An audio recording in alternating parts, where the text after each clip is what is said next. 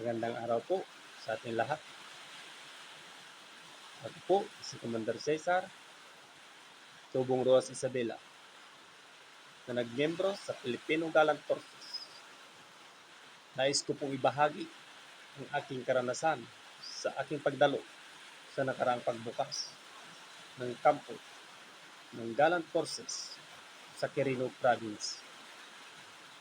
Ako ay labis na natuwa at sa wakas ay nadalawan ko din ang grupong sinalihan ko na personal at nakilala ang mga staff at ibang miyembro ng Filipino Gallant Forces.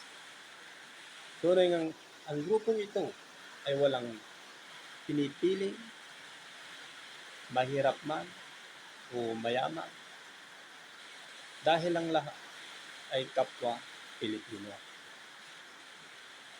Basta handang ipaglaban, karapatan, ang mission at vision, ito ay para sa Panginoon, para sa bayan, para sa pamilya, at para sa bayan. Bilang isang Filipino Gallant Forces,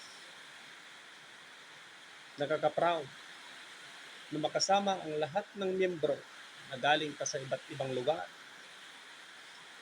Dito rin matututunan ang pagiging mapagmasid,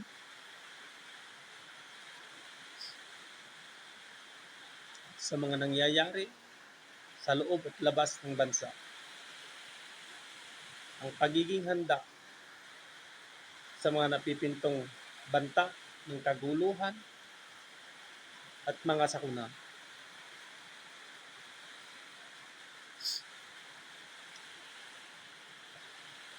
Dito ko lang nakita sa organisasyong Filipino Gallant Forces na angkop ngayong panahon.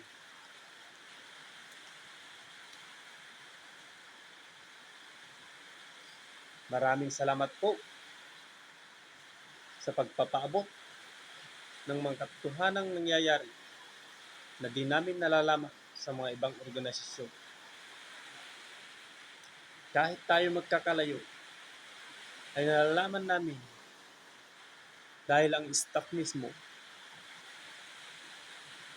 ang personal naghahatid, at ganun na rin ang adhikain at misyon ng grupo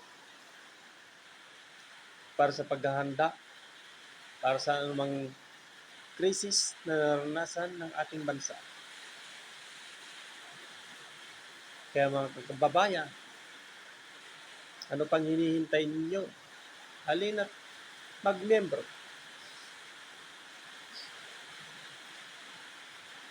Para sa isang misyon, para sa Diyos, para sa pamilya, at para sa bansa. Maraming salamat po. Let's go and grow.